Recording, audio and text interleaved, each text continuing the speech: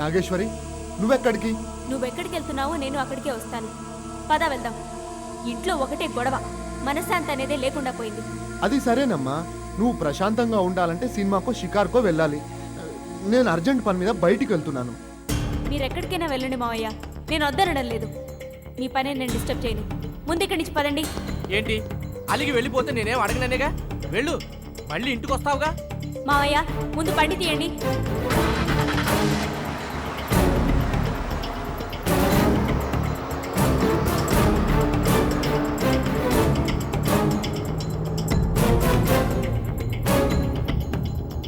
ఇంకేంటి మావయ్య విశేషాలు? విశేషాలు ఏమున్నాయమ్మా? అయితే ఏం లేవంటావు? అంతేగా మరి.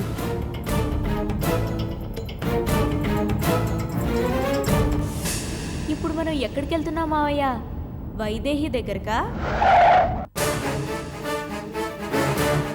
బండెందుకు ఆపా మావయ్య? పోనీ నేను వైదేహిని కలిసి కొన్ని ముఖ్యమైన విషయాలు మాట్లాడాలనుకుంటున్నా. నేను వైదేహిని కలవడానికి వెళ్ళడం ఏంటి? నా ఫ్రెండుని కలవడానికి వెళ్తున్నాను. నీ ఫ్రెండే వైదేహి, వైదేహే నీ ఫ్రెండు, నాకు తెలుసు. బండి పోనీ వెళ్దాం. లేదు నాగేశ్వరి, నువ్వు నన్ను అపార్థం చేసుకుంటున్నావు.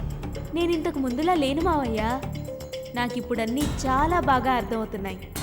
నువ్వు అబద్ధం చెప్పి ప్రయోజనం లేదు. నువ్వు బాగా కంగారులో ఉన్నట్టున్నావు. నువ్వు డ్రైవ్ చేయడం అంత మంచిది కాదు. దిగు చెప్తా. దిగు మావయ్య.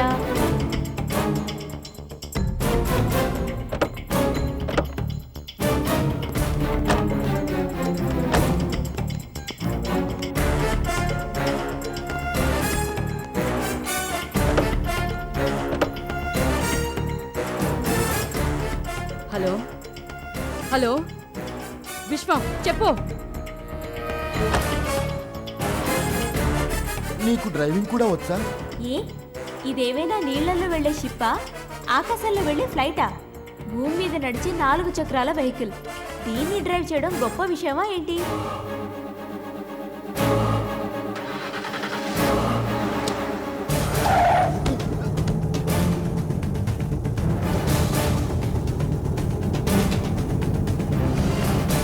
ఇంకేంటి మావయ్య, వైదేహి నీకెంత మూట చెప్తోంది? పేమెంట్ ఎలా? మంత్లీయా లేక పనిని బట్టా? వైదేహి నాకెందుకు డబ్బులు ఇస్తుందమ్మా? ఎందుకంటే నువ్వు మన ఇంట్లో జరిగే అన్ని విషయాలు చేరవేస్తూ ఉంటావుగా, అందుకు. చచా, మన ఇంట్లో విషయాలు దానికెందుకు చెప్తాను? అసలు అదంటేనే నాకు చిరాకు. ఓహో అలాగా, సర్లే దాని గురించి వదిలే. ఇప్పుడు వైదేహి ఉన్న ఏరియాకి ఎలా వెళ్ళాలి? వచ్చే లెఫ్ట్.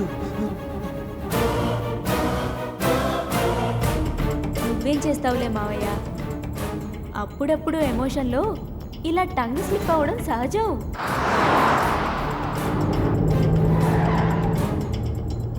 ఇప్పుడు నువ్వు ఏ విషయం చెప్పడం కోసం వైదేహి దగ్గరికి బయలుదేరావు? ఇంత దాకా వచ్చాక ఇక నిజం దాచడం దండగ. చెప్పేస్తాను నాగేశ్వరి. వైదేహి అమ్మని సుమతిని ఎక్కడో దాచి ఉంచింది. వాళ్ళని విడిపించడం కోసమే నేను దాంతో మాట్లాడుతున్నాను. అయితే పద, వైదేహితో మాట్లాడి నేను వాళ్ళని విడిపిస్తా.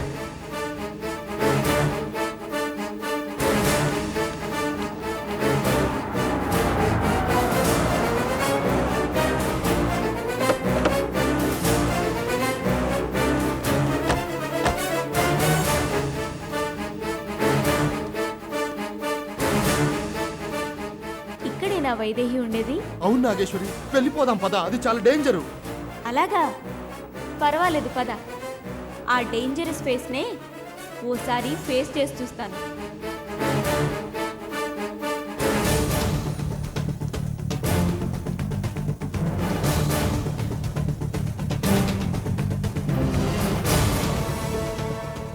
వైదేహి,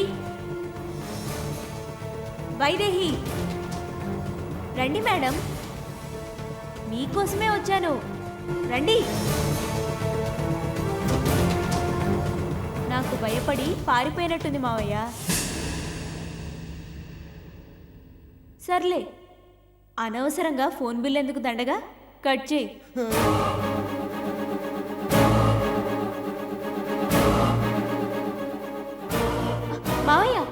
ఒక్క నిమిషం కట్ చేయకు. ఇలా ఇవ్వు. ఇవ్వు మావయ్య. హాయ్ వైదేహి. ఏంటి నీకోసం నేను అంత దూరం నుంచి వస్తే లేకుండా వెళ్ళిపోయావు? నో ప్రాబ్లం, మనం నెక్స్ట్ టైం డెఫినెట్గా మీట్ అవుదాం. ఓకే?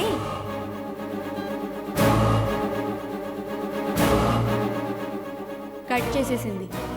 నాగేశ్వరది, నేను వచ్చేటప్పుడు వైదేహికి ఫోన్ చేశాను. తెలియకుండానే రీడైల్ బటన్ ప్రెస్ అయినట్లుంది. అవునవును, నువ్వు ఒట్టి అమాయకుడివి.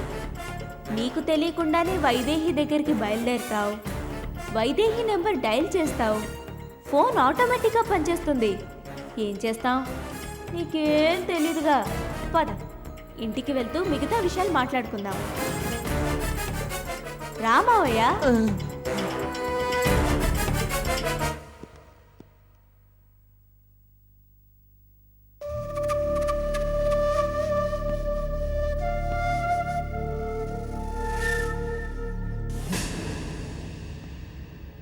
ఏమైంది విశ్వం? అంతా వివరంగా చెప్పావా?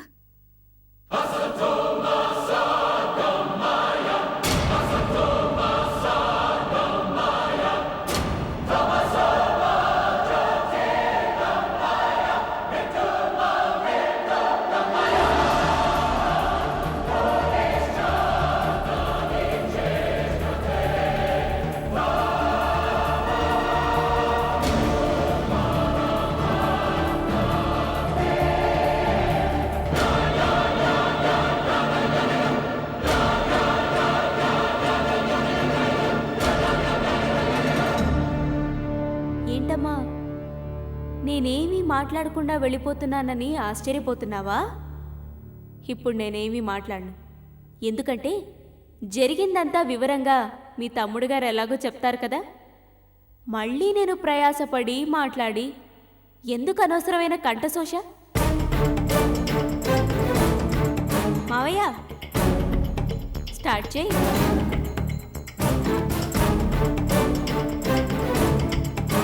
అమ్మా, ఒకే ఒక్క విషయం మాత్రం చెప్పి వెళ్తాను. సమస్యని సృష్టించే వాళ్ళకి 1000 కళ్ళైతే పరిష్కరించే వాళ్ళకి 1,000,000 కళ్ళు. నేను నీకంటే 1,000,000 రెట్లు వేగంగా ఆలోచిస్తాను. నువ్వు అంతకంటే వేగంగా ఆలోచించడానికి ట్రై చేస్తే ఏమైనా యూజ్ ఉండొచ్చు. ట్రై చేసి చూడు.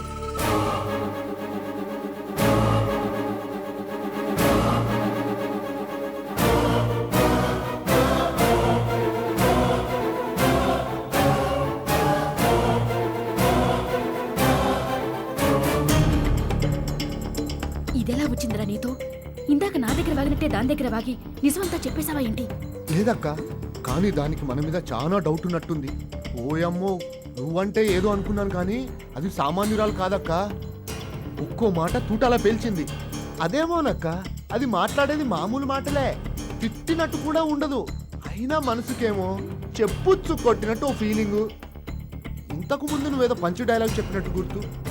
ఈ దేవకి తంత్రం చాణక్య తంత్రం అని అప్పుడు ఆ పిచ్చి నాగేశ్వరి ముందు నీ డైలాగులు బాగానే వర్కౌట్ అయ్యాయి కానీ దీని ముందు నీ డైలాగులు పనిచేసేట్టుగా లేవు. అది చాణక్యున్నే మించిపోయేలా ఉంది. లేకపోతే నేను వైదేహి దగ్గరికి వెళ్తున్న సంగతి దానికి ఎలా తెలుస్తుంది చెప్పు? పిచ్చి వాగుడు వాక్కు. నువ్వే దాని దగ్గర వాగుంటావు. ఇప్పుడు అది మేనేజ్ చేయడం కోసం దాన్ని పొగుడుతూ మాట్లాడుతున్నావా? దాన్ని పొగిడితే నాకేమొస్తుంది అక్క? కనీసం నిన్ను పొగిడితేనైనా క్వార్టర్ బాటిల్కి 100 రూపాయలు ఇస్తావు. అసలు ఏం జరిగిందో తెలుసా? నేను వైదేహి దగ్గరికి వెళ్దామని బండి స్టార్ట్ చేశానా, ఇదేమో మొగుడితో గొడవ పడొచ్చి బండి ఎక్కింది. తప్పని పరిస్థితుల్లో బండి మూచేసి ఏం చేద్దామని ఆలోచిస్తుంటే ఇంతలో అదే అంది. ఇప్పుడు మనం ఎక్కడికి వెళ్తున్నాం మావయ్య? వైదేహి దగ్గరకా?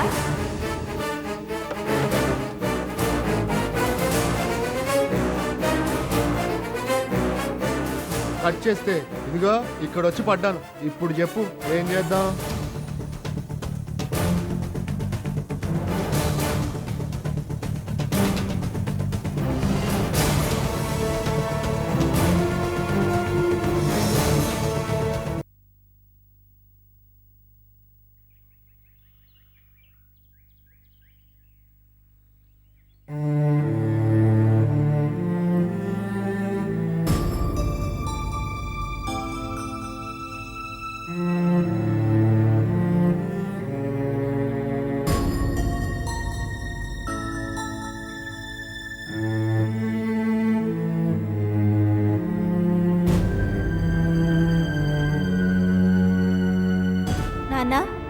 మైత్రి, ఇద్దరు ఇలా రండి.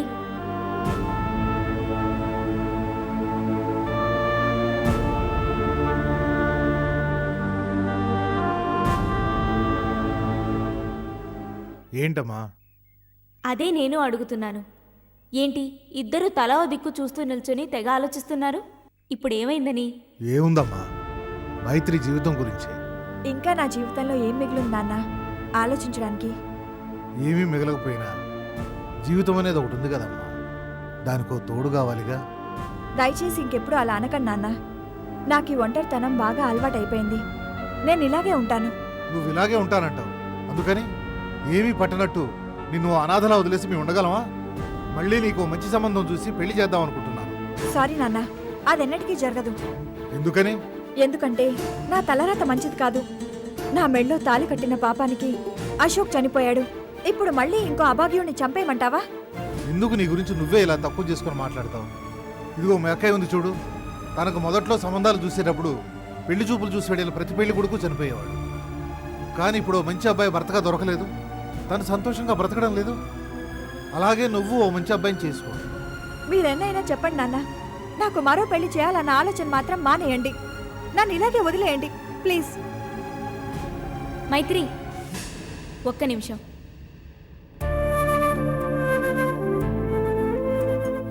ఇంతసేపు మీరిద్దరూ చెప్పింది బాగా విన్నాను.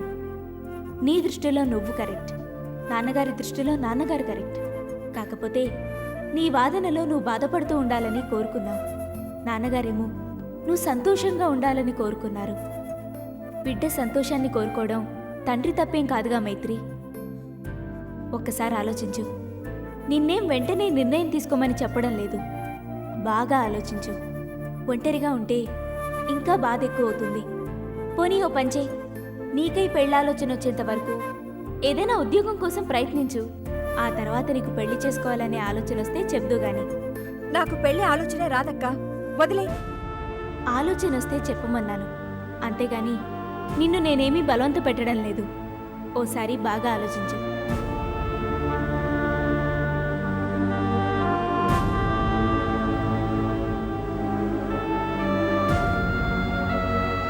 ఏంటమ్మా మౌనంగా వెళ్ళిపోతుంది? మౌనంగా వెళ్ళడం లేదు నాన్న, ఆలోచిస్తోంది. ఆలోచన మొదలైందిగా, తప్పకుండా పెళ్లికి ఒప్పుకుంటుంది చూడండి. ఈ ఒక్క శుభకార్యం జరిగితే నాకంటే ఎక్కువగా సంతోషించే వాళ్ళు ఉండరమ్మా. నిన్నటి దాకా చిన్నపిల్లలా ఉండేదానివి, పెళ్లి కాగానే పెద్దరికం వచ్చేసిందమ్మా నీకు.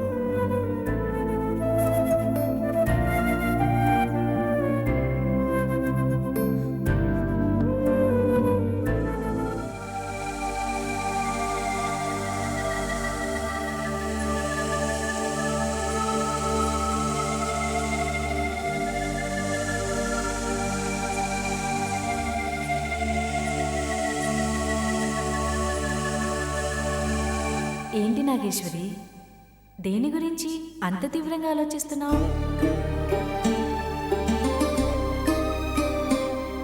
ప్రస్తుతానికి నేను ఆలోచించడానికి ఉంది, మా అమ్మా నాన్నల గురించి తప్ప. ఏం ఆలోచిస్తున్నావు వాళ్ళ గురించి? నువ్వు నా పరిస్థితుల్లో ఉంటే మీ అమ్మా నాన్నల గురించి ఏం ఆలోచించుంటావు? నాకు అలాంటి అవసరమే లేదు. నాకు అమ్మ నాన్న ఇద్దరూ లేరు, అంతా దైవమే. దిక్కులేని వాళ్ళకి దేవుడే దిక్కంటారు. నీకైతే అమ్మా నాన్న లేరు, ఆ బాధ నీకు అర్థం కాదు. నాకు అమ్మా నాన్న ఉన్నారు, నేను వాళ్ళని చూడాలి. దయచేసి నన్ను తీసుకెళ్ళు. నేను నీకు ఇంతకు ముందే చెప్పాను కదా, నువ్వు ఇక్కడ నుంచి వెళ్ళటానికి వీల్లేదని. అది చెప్పడానికి నువ్వెవరు? నేను నీ సహాయం లేకుండా వెళ్ళలేను అనుకున్నావా? నేనే వెళ్తాను.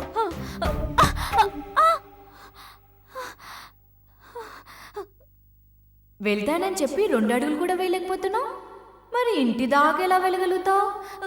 ఎలాగో అలా వెళ్తాను, నీకెందుకు? దైవ శిక్షణ కాదని 2 అడుగులు వేసినందుకే నీ తలకి దెబ్బ తగిలి బొప్పి కట్టింది. మరి ఇంటి దాకా వెళ్ళాలనుకుంటే ఏం జరుగుతుందో ఒకసారి ఆలోచించు. ఏ బెదిరిస్తున్నావా? నాకింతకంటే ఏమవుతుంది? ఇప్పటికే కంటి చూపు లేకుండా అవస్థ పడుతున్నానుగా. ఒక రకంగా నీకు ఇది అవస్థే కాదు, నువ్వు దైవ శిక్షణ కాదని వెళ్తే అప్పుడు తెలుస్తుంది శిక్ష అంటే ఎలా ఉంటుందో. ప్లీజ్ నన్ను మా ఇంటికి తీసుకెళ్ళు. ఎందుకు ఇలా ఏదో జరుగుతుందని నన్ను భయపెడుతున్నావు? నేను భయపెట్టడం లేదు. నీకు ఎలాంటి కష్టం నష్టం జరగకుండా ఉండాలని హెచ్చరిస్తున్నాను. నా మాట వింటే క్షేమంగా ఉంటావు, లేకపోతే నీ ఇష్టం. నువ్వు ఎలా అనుకుంటే అలా చేయొచ్చు. ఆలోచించుకో.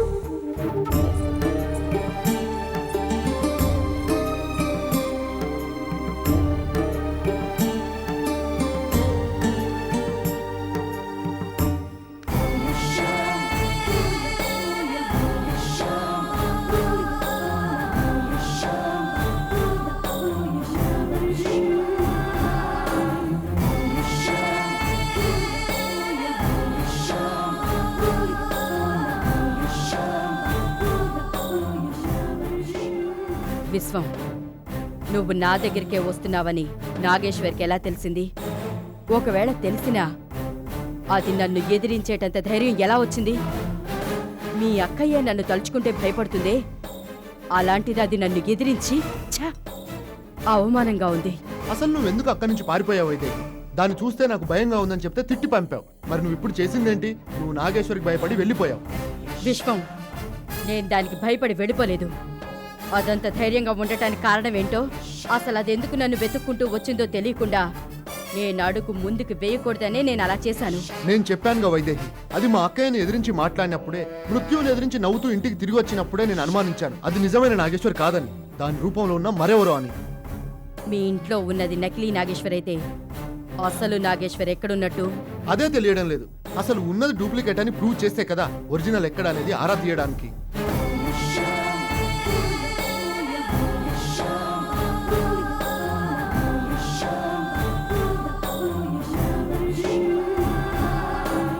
విశ్వం, నో డౌట్ అది డూప్లికేట్ నాగేశ్వర్యే. దాన్ని ఇంకా ప్రాణాలతో ఉంచటం మన ప్రాణాలకు సేఫ్టీ కాదు. ఫినిష్ చేసేద్దాం. అది అంతెత్తు కొండపై నుంచి పడే బ్రతికింది, దాన్ని మనం ఎలా చంపుతాం? నా మాంత్రికాన్ని ఉపయోగించి చాలా రోజులైంది. నా మాంత్రికంతో దాన్ని అంతం చేస్తాను. చూడు.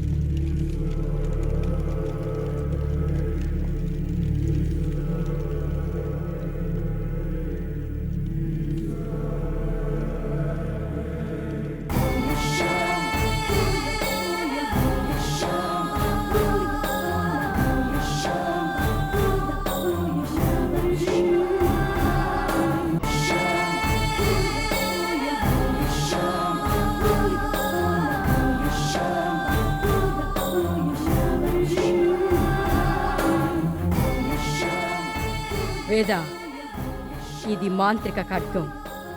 దీని శక్తికి తిరిగే లేదు. నాగేశ్వరి రక్తంతో ఈ ఖడ్గం తడవటం ఖాయం. తీసుకో.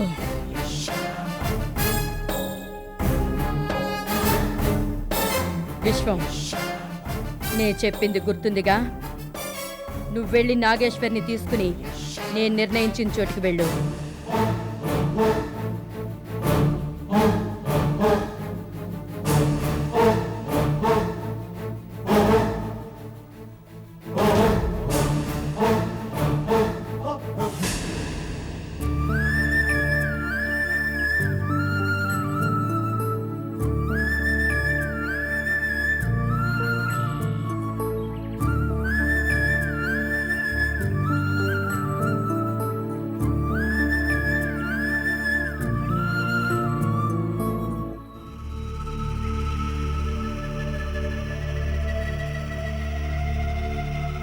భోంచేయండి. ఎవరు మీరు? నా పేరు భారతి. మీరు తిండి తినకుండా 2 రోజులుగా ఇక్కడే ఉండడం నేను గమనించాను. భోంచేయండి. వద్దు. భోంచేయకుండా ఉంటే కడుపు మండుతుంది కానీ కడుపు కోత తీరదు కదా.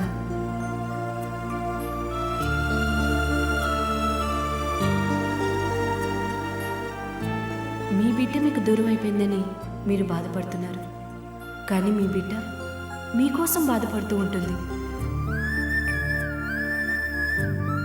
అవును, ఇంతగా ప్రేమించే తల్లి తన వల్ల తిండి మానేసి ఇలా ఏడుస్తూ కూర్చుంటే పైనున్న మీ బిడ్డ ఆత్మ ఎలా శాంతిస్తుంది?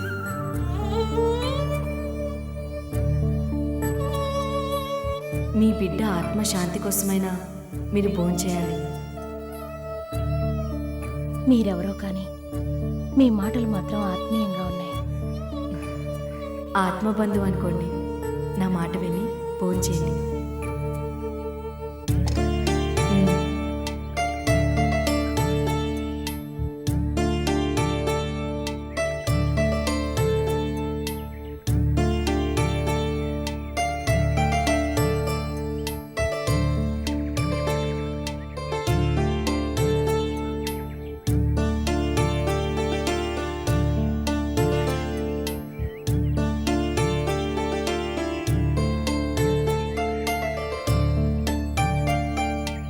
చాలు.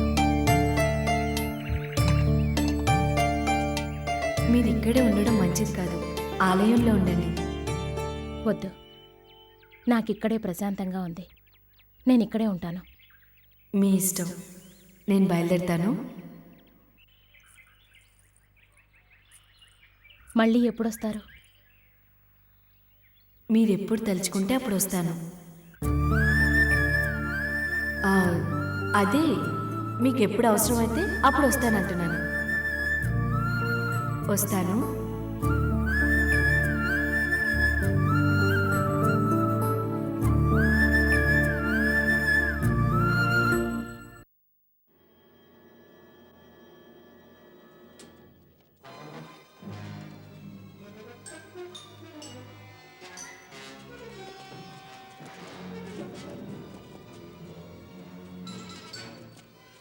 You knew it was me all the time, didn't you, huh? You always were a clever bastard. I'll give you that. Nageswari,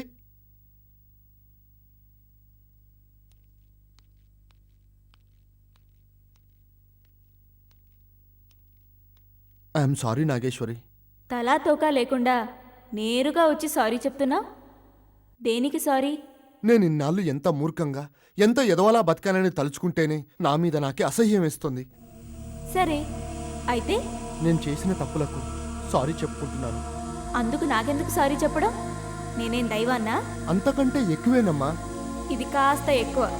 ముందు విషయం చెప్పు. ఏం లేదు నాగేశ్వరి, నేనిప్పుడు పూర్తిగా మంచివాడిగా మారిపోయాను. కానీ కొన్ని తప్పనిసరి పరిస్థితుల్లో వైదేహితో సావాసం చేయాల్సి వస్తుంది. ఏంటా పరిస్థితులు? నీకు తెలియందే ఉంది నాగేశ్వరి. ఆ వైదేహి అమ్మని సుమతిని బంధించి ఉంచి వాళ్ళని అడ్డం పెట్టుకునే కదా నన్ను ఆడిస్తోంది.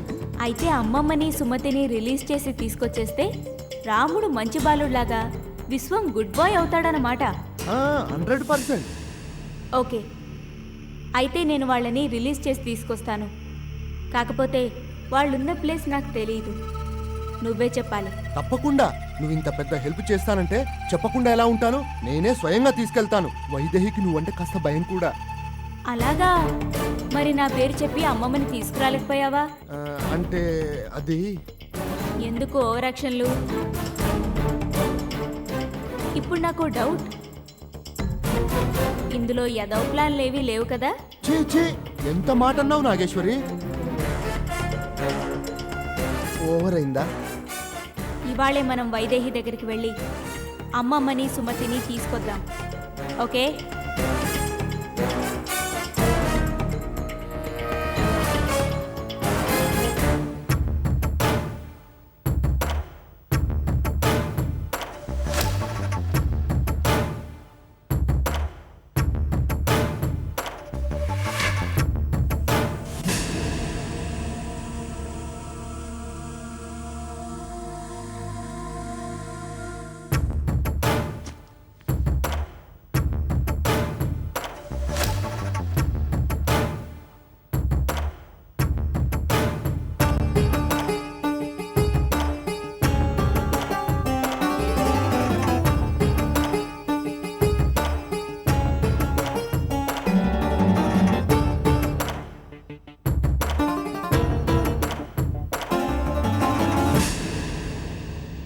మావయ్య, నాగేశ్వరిని తీసుకుని వెళ్ళి సర్పవనం నదిలోని స్వర్ణ విగ్రహాన్ని బయటికి తీయాలి.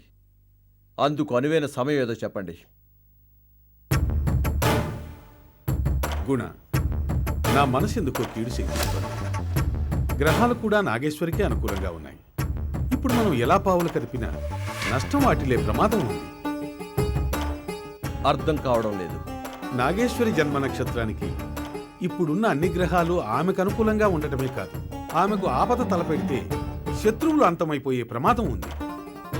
ఈ రోజు దైవశక్తులకు చాలా అనుకూలమైన శక్తివంతమైన రోజు. ఈ రోజు వెయిట్ చేద్దాం. మనకేదైనా కొత్త సంగతులు తెలిస్తే అప్పుడు ఏం చేయాలనేది నిర్ణయించుకుందాం.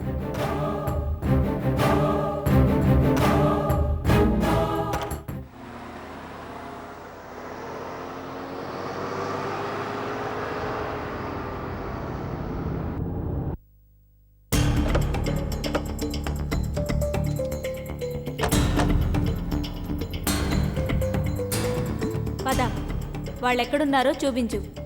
వాళ్ళు అందులోనే ఉంటారు. నేను నిన్ను ఇక్కడికి తీసుకొచ్చానని తెలిస్తే వాళ్ళు ఏమైనా చేస్తారేమోనని భయంగా ఉంది నాగేశ్వరి. అయితే నువ్వు ఇక్కడే ఉండు, నేను వెళ్ళొస్తాను.